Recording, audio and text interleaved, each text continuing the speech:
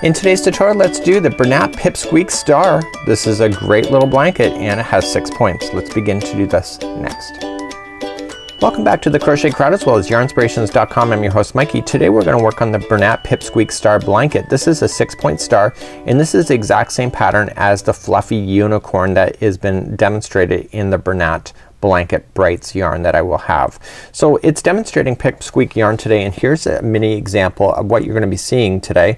And this here, do you see any stitch work? No, absolutely not. It completely fills in. And one thing that I was really taken back on this particular example is that in the corners there's usually a lot of major gaps, especially in the center pieces right here, and I'll demonstrate that in just a moment.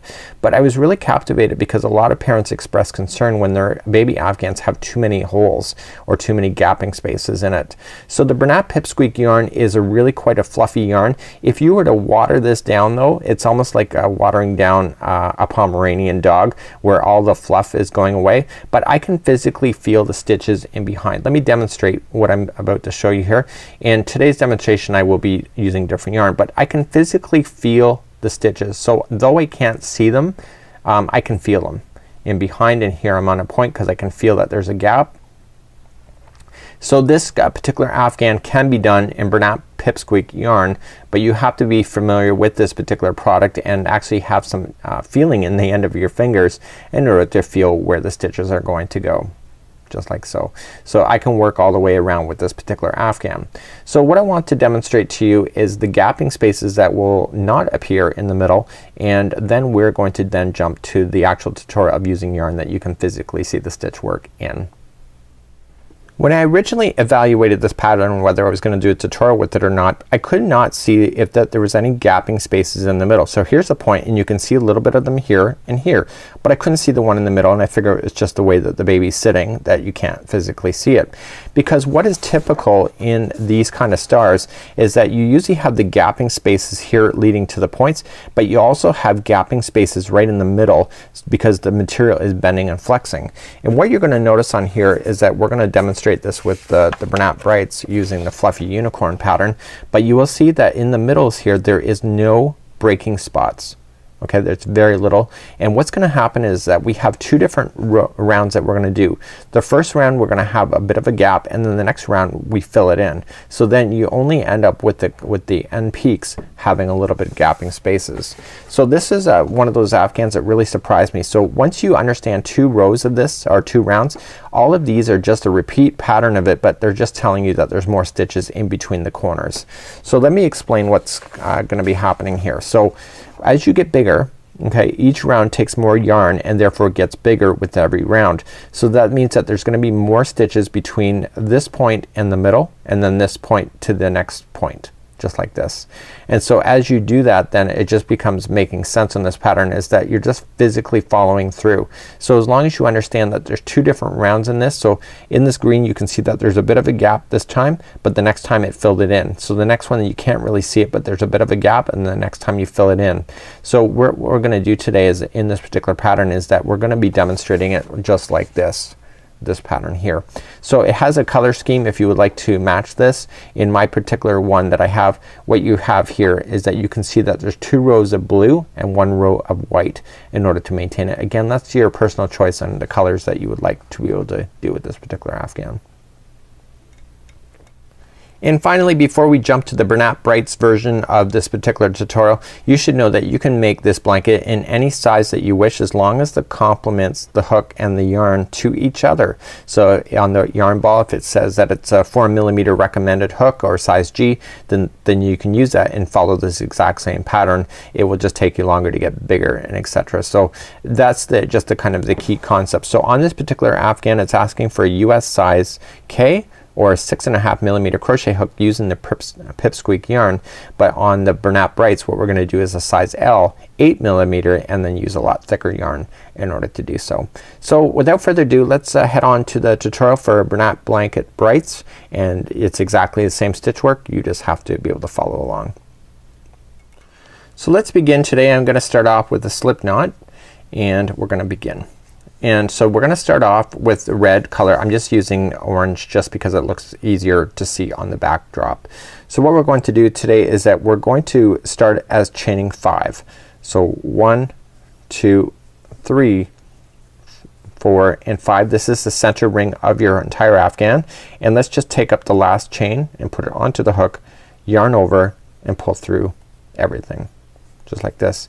And so then your center ring is right here. What I want you to do is take this yarn strand, the loose one, and just loop it up over top, and then we're gonna trap that into position, and we're gonna start off with round number 1. So let's begin in round number 1. So you're going to notice in this particular pattern is that the pattern established will not start until row number 3. So but we have to get there first before we can do the repeat patterns. So let's begin. We're going to chain up 2, which does not count as any stitch in this particular pattern, and what we want to do is that we want to put 12 half double crochets around the center of the ring. So just yarn over, going into the center of the ring, pulling through, and then pulling through all 3 at the same time. So that was 1 of 12. So we're gonna do this again. So we're gonna have 2 and 3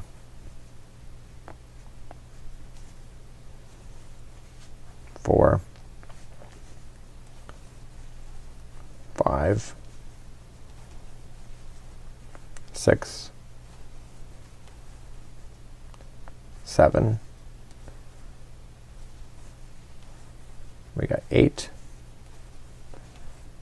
9 10, and if you're running out of space because your garnet's around the center of the ring, just yank on it and move it out of position. So we had 10 done already, and then 11 and 12.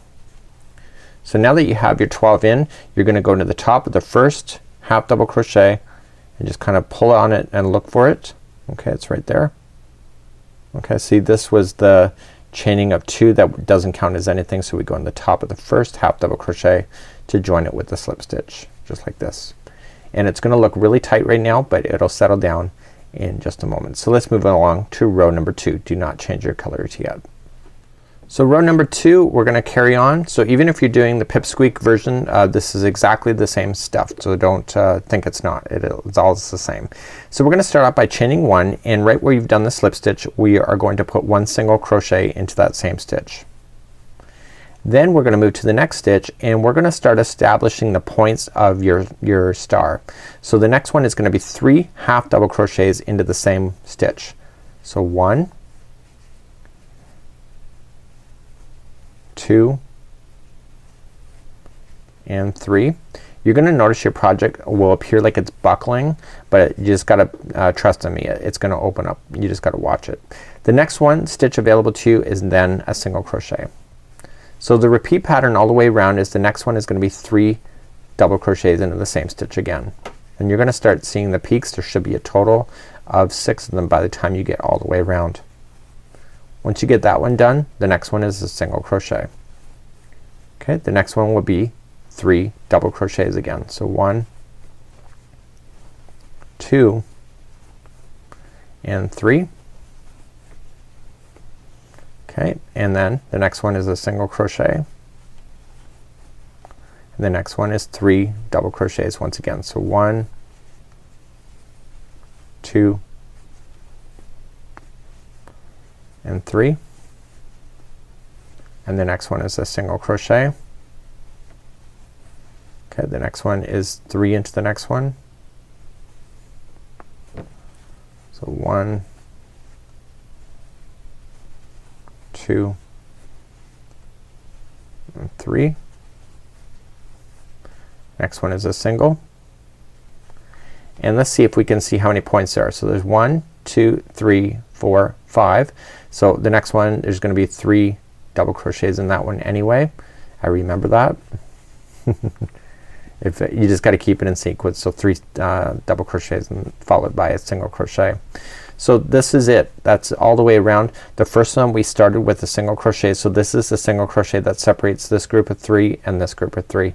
So just join it together with the slip stitch, and that concludes that round there. Things are gonna relax in the middle here, so you don't need to worry about that at this moment. But what I want you to do is that we have to fasten off your yarn. This is how I'm going to show you how to do it for this whole thing. Even with the Pipsqueak you can do it as well. So just take the yarn and put it over, and I want you to weave that yarn tail in and out of about 2 inches worth of stitch work on the top. And the next time we come around this, we're gonna be going right into these stitches, and so then it's gonna bury right underneath, and therefore you don't have to worry about using a darning needle to sew in any of this stuff. And that concludes that round number 2. Let's grab our next color and let's move up. So I'm gonna start off next with yellow and move up to round number 3, and I'm gonna do my next color. So in the instructions, because it was gonna use the same color as before in the baby Pipsqueak version, we have to just move over one. So right where you did the slip stitching on where everything finished, let me just get this over. So right where I joined it, okay, we have to start in the first double crochet of the group of 3. Okay, and just going into the top of the stitch of the first double crochet and just join it, and then we begin this round. So we're gonna chain 3. So 1, 2 and 3. Okay, that counts as a double crochet. Lay this straggler down on top the line so you can trap it into position. Now we're going to start having the stitch work open up on the peaks. So the next double crochet is the middle one of the group of 3, and you are going to put the same thing in every time now that you go into a corner. It's gonna be 2 double crochets to start, followed by chain 2, and then 2 double crochets into the same stitch again, and that will create a beautiful point that you need. Okay, continuing to keep this underneath, and you can do great things with it. The next double crochet is the last one of the group of 3. You're going to put in a double crochet there, and this time you are going to skip the next single crochet and then just double crochet right into the next double crochet of the group of 3, and it's gonna be 1 into that one, and now you're on the middle one of the group of 3 again. So that means it's a point, so it's gonna be this time it's 2 double crochets. So every time you've got a point for this whole thing, it's gonna be the same thing. 2 double crochets, chain 2 and 2 double crochets. Then you're gonna come into the next one, or just the third one of the group of 3, and just 1 double crochet each. So the next stitch is the single crochet, which you're gonna skip over. You're gonna come to the next group of 3, and the first one is gonna be 1 double crochet by itself, and then the middle one of the group of 3 is going to be another point. So it'll be 2 double crochet first, followed by chain 2 and 2 double crochets.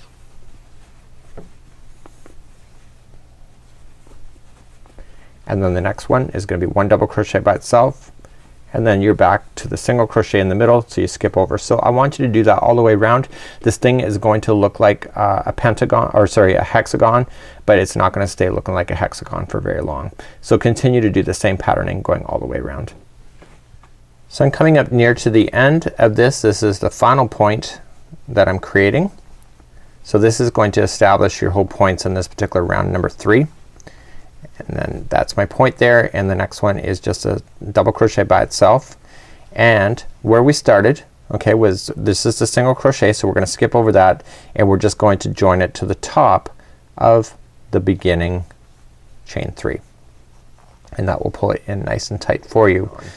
So we're right where we are right now. We're in the wrong spot. So what we have to do whenever we hit this round and you have them leaning over like this, because the next round we're gonna have them so that it fills in the gaps in the middle, is that we have to move over by slip stitching to the next stitch available so that we're second in. Okay, so you're second in and then you chain 3. 1, 2, 3. The only difference of this round and the last round is that there's more spaces in between the corners. So therefore you have to fill them in with your double crochets. So that you can see you got another double crochet here before a corner. So you're gonna put a double crochet there, and now you're into the corner. So the corners are identical to what you already know, and those are 2 double crochets,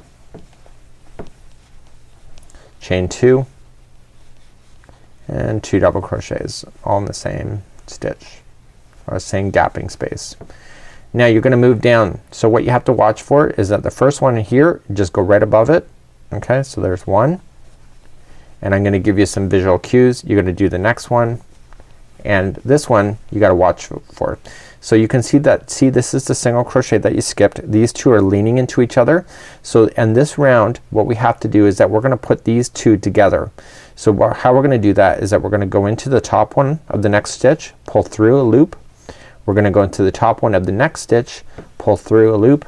You now have 3 loops, yarn over and pull through all 3. That was the single crochet 2 together. So these two now just squash together and it's perfect.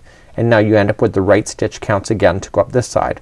So if you remember the way we started here, there was 2 here before a gap, and then when we finished this one there was 2 here before you hit the single crochet. So you don't physically have to count those if you don't want to, but if you know what you're looking for it's a lot easier. So now you're gonna double crochet the next 2 going back to the next point. And then we're back in the point, so it's the same thing. So it's 2 double crochet followed by chain 2 and 2 double crochet,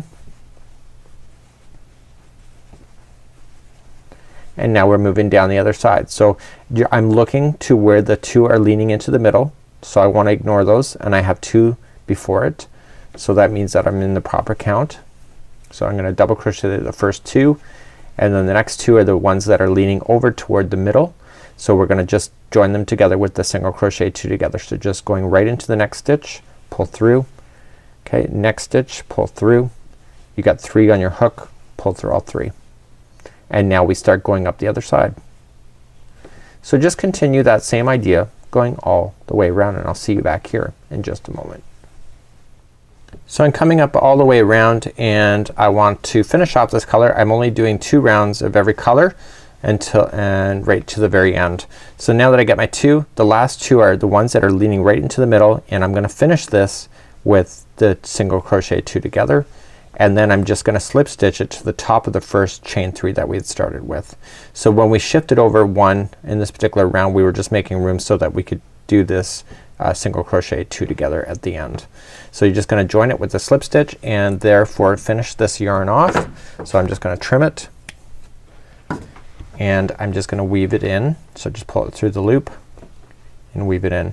So I'm going to show you the next 2 rounds and then that's it for this whole thing, because it's just a matter of repeating just to make sure that you understand the concept. So there's going to be 2 different rows or 2 different rounds that you're doing with this whole thing as you go. So in one round we are leaning over and creating a little mini gap, and in the next one we fill in the gap. Do you see that? So they're leaning in and the next one we fill in. Let's move along, and keeping right where we finished off is where we're gonna start next, and let's begin. So let's begin this row. So we're repeating this row and the next row over and over and over again. The only difference is that you get more distance between the corners. So right where we did the single crochet 2 together, we want to skip that and go to the first double crochet that's available to you. So in this round we're gonna skip over the single crochets that are right in the middle, and then in the next round we fill them in. So just going right into the top of the first stitch available to you after the single crochet, and then just chain 3. 1, 2, 3, laying down the straggler on top of the line so it gets stuck underneath. You are going to double crochet yourself all the way up until you get to a point. So you hit every one of them going all the way to the point. This time it's 4. The last time it was 3. You see that? So now on the corner here you're going to do exactly the same thing, is just 2 double crochet. It gets easier to do this as you move up, and then chain 2 and then 2 double crochet.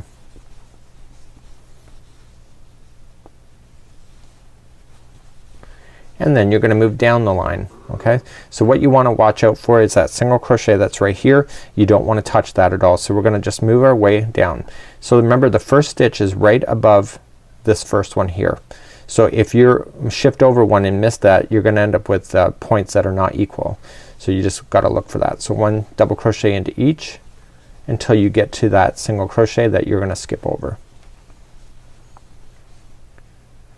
Okay, the next one is the single crochet. Okay, I can see it here. See how that's coming together? And so I'm gonna go to the next one. So skip this stitch and go to the next one.